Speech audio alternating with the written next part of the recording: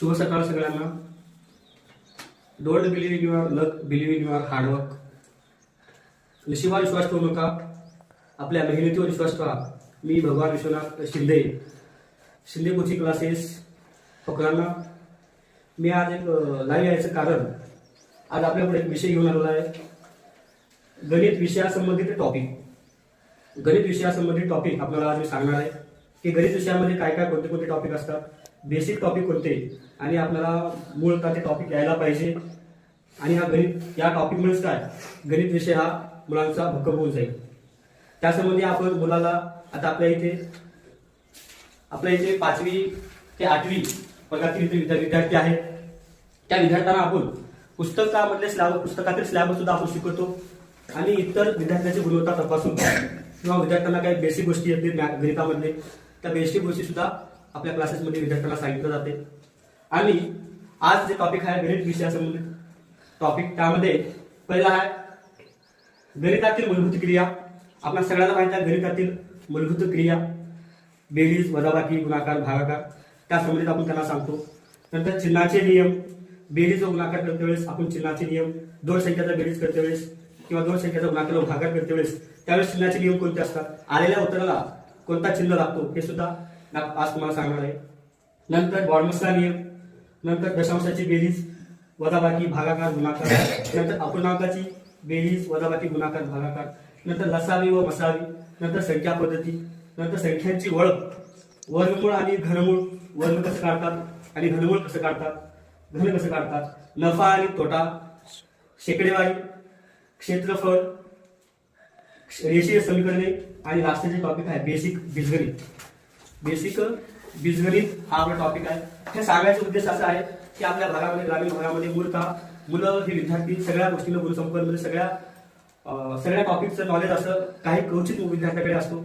काही विद्यार्थ्यांना बेसिक पद्धतीनुसार त्याला त्या गोष्टी सांगाव्या लागतात. त्या पद्धतीनं आपण हा विषयाचं मांडणी करतो आणि आलेल्या विद्यार्थ्याला त्याची गुणवत्ता तपासून त्याला मार्गदर्शन दिलं जाते आणि त्या पद्धतीने त्याला ते टॉपिक कव्हर करून घेतलं जातं आपल्याकडे. पहिला आहे गणितातील मूलभूत क्रिया, त्यामध्ये बेरीज, वजाबाकी, गुणाकार, भागाकार. बेरीज कशी केली जाते, वजाबाकी, गुणाकार, भागाकार, हे मूलतः सोपी प्रक्रिया आहे, ते मुलं आपाप समजून घेतात त्या पद्धतीने. आणि गुणाकार, भागाकार थोडं डिफिकल्ट, त्यापर्यंत आपण सांगतो. त्यामध्ये चिन्हाचा नियम, बेरीज व वजाबाकी करते वेळेस चिन्हाचा नियम काय असतो, प्लस प्लस असेल तर काय येतो, प्लस प्लस असेल तर काय येतो, प्लस येतो. पण आलेल्या उत्तराला काय लागतो, प्लस लागतो. बेरीज व वजाबाकी करते वेळेस प्लस मायनस असेल तर काय येतो, मायनस येतो. पण आलेल्या उत्तराला काय लागतो, जी मोठी संख्या असते त्या मोठ्या संख्येचं चिन्ह लागतो. आणि मायनस प्लस असेल तर काय येतो, मायनस येतो. आणि आलेल्या उत्तराला चिन्ह कोणता लागतो, बेरीज व वजाबाकीमध्ये मोठ्या संख्येचा चिन्ह लागतो. मायनस मायनस असेल काय येतो, प्लस येतो. ह्या गोष्टी बेरीज व वजाबाकी करते वेळेस येतात. आणि दिलेली संख्या गुणाकार व भागाकारामध्ये असेल तर काय येतं, प्लस प्लस असेल तर प्लस, प्लस मायनस असेल तर मायनस, मायनस प्लस असेल तर मायनस, आणि मायनस मायनस असेल तर प्लस. हे झाले चिन्हाचे नियम आणि चिन्हाच्या नियमाबद्दल पद्धती. ह्या पद्धती आपण काय करतो, मुलांना सांगतो. नंतर दुसरा आहे बॉर्मसचा नियम. B for bracket, O for of, D for division, M for multiplication, A for addition, S for subtraction. This is the full form of BODMAS. याला मराठीमध्ये म्हणतात कंचे भागू बेव. कंचे भागू बेव. आता इथं आपण तुम्हाला कंचे भागू बेव एक प्रॉब्लेम घेऊन सांगतो. गणित बघा, कंचे भागू बेव. क म्हणजे कंस, चे म्हणजे गुणाकार, भा म्हणजे भागाकार, गु म्हणजे गुणाकार, बी म्हणजे ब म्हणजे वजाबाकी. या प्रकारे आपण कंस एक बॉर्मसचा नियम यावर एक समीकरण किंवा एक आपण गणित त्यावर बघून आणि त्या पद्धतीचा आपल्याला गणित सोडवायचा आहे. आता बॉर्मसचा नियम कसा वापरतो आपण, बॉर्मसचा नियम वापरायची काय गरज आहे की दिलेल्या यादीमध्ये किंवा दिलेल्या गणितामध्ये 2 किंवा 3 क्रिया असतील. दिलेल्या गणितामध्ये 2 किंवा मूलभूत क्रिया 2 किंवा 3 असतील, बेरीज किंवा वजाबाकी किंवा गुणाकार, अशा पद्धतीची 1 किंवा 2 किंवा 3 मूलभूत क्रिया असतील तर त्यावेळेस आपण काय करतो, बॉर्मसचा नियम वापरून गणित सोडवतो. त्या पद्धतीने तुम्हाला सोडून दाखवतो. 60 अधिक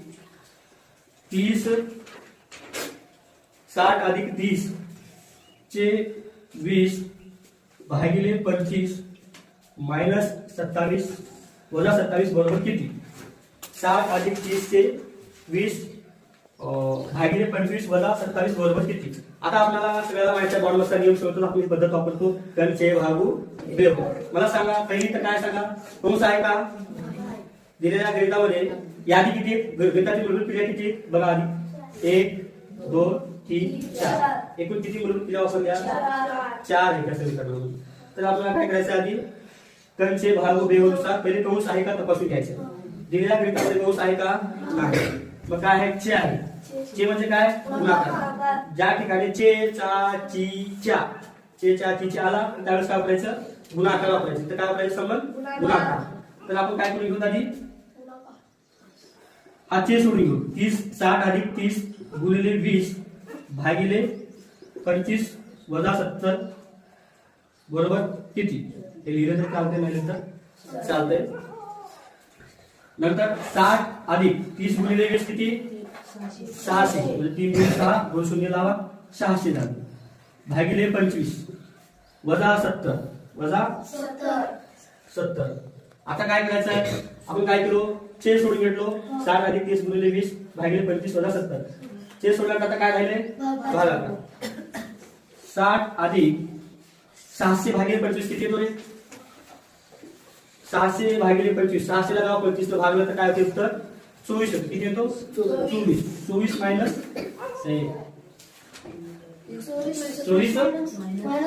24 मायनस 70.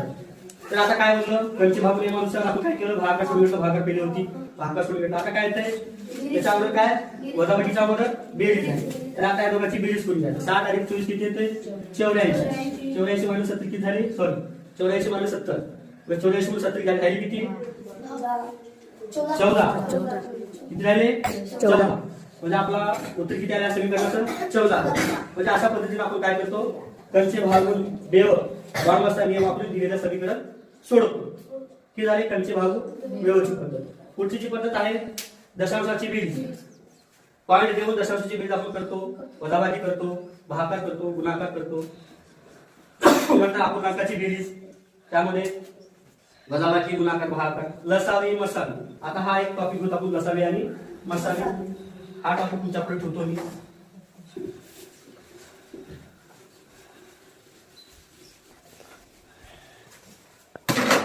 लसावी मसावीचा टॉपिक बघा. त्यामध्ये आपण एक गणित पाहूया लसावी कसं काढायचं. लसावीचं फुल फॉर्म काय आहे लसावीचं संपूर्ण विस्तार काय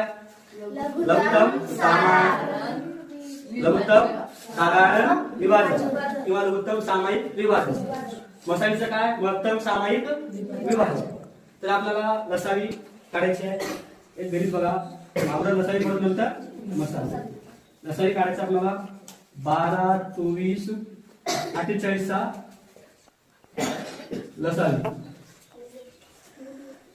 लसावी व मसावी दोन्ही काढायचं आपल्याला.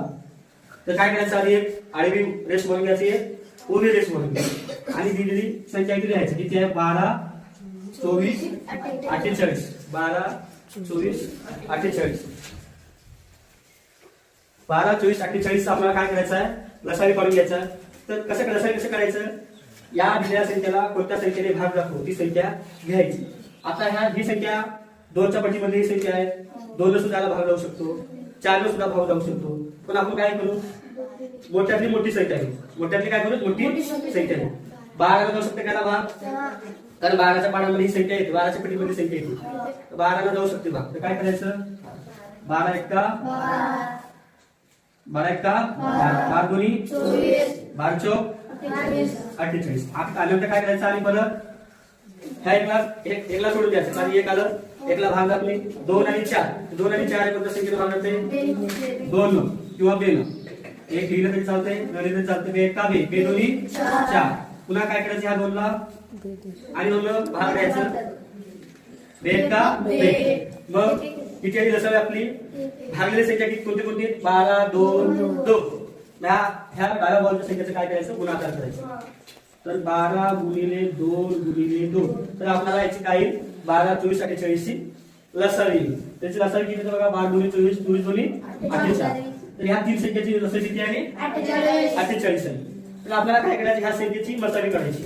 तर मसावी कसं काढतो त्याच पद्धतीने काढायचं. पण जोपर्यंत त्या संख्येला समान भाग जात नाही तोपर्यंत काढायचं नंतर ते ठेवून द्यायचं 12 24 48. ह्या संख्येला काय करू आपण परत 12 ला भागा, कारण 12 ही सर्वात मोठी संख्या आहे, त्या संख्येला भाग लावू शकतोय.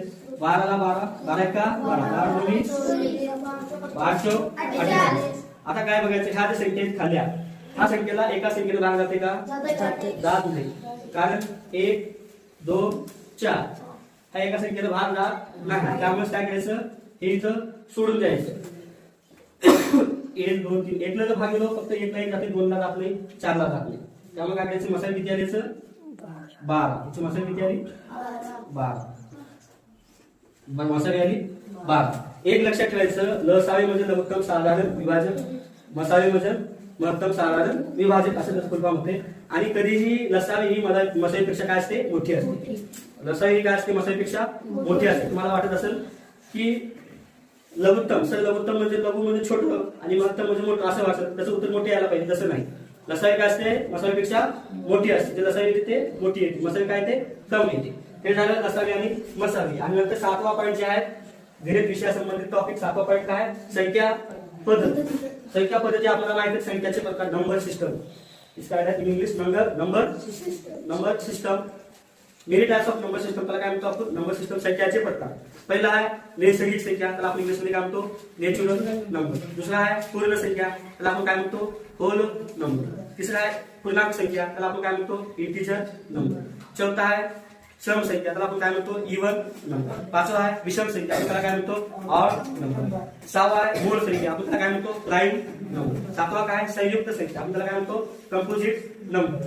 आठवा आहे परिमेय संख्या, त्याला आपण काय म्हणतो, रॅशनल नंबर. नववा आहे अपरिमेय संख्या, आपण त्याला काय म्हणतो, इरॅशनल नंबर. दहावा जे आहे वास्तव संख्या, त्याला आपण काय म्हणतो, रिअल नंबर्स. हे झाले संख्याचे प्रकार, टाइप्स ऑफ नंबर.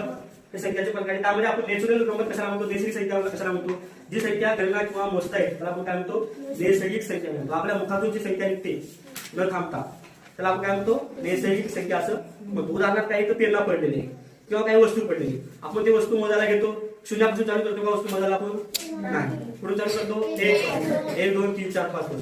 1 2 3 4 पासूनच्या वस्तू मोजतो, ज्या आपल्या गणना किंवा मोजण्यासाठी जे आपण शब्द वापरतो त्याला काय म्हणतात, नैसर्गिक संख्या. पूर्ण संख्या कशाला म्हणतात, शून्य आणि सर्व नैसर्गिक संख्या याच्या संचाला काय म्हणतात, पूर्ण संख्या, त्याला होल नंबर असं म्हणतात. त्यामध्ये सगळे प्रकार संख्याचे प्रकार आहेत.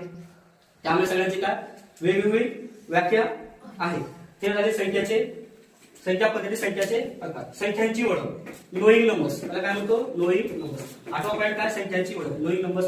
संख्या कसं ओळखणे, संख्या लिहिणे कसं, संख्या वाचणे कसं, how to write number, how to read number, संख्याचा विस्तारित रूप कसं करणे, हे आपण कशामध्ये शिकतो, त्या टॉपिक मध्ये संख्याची ओळख.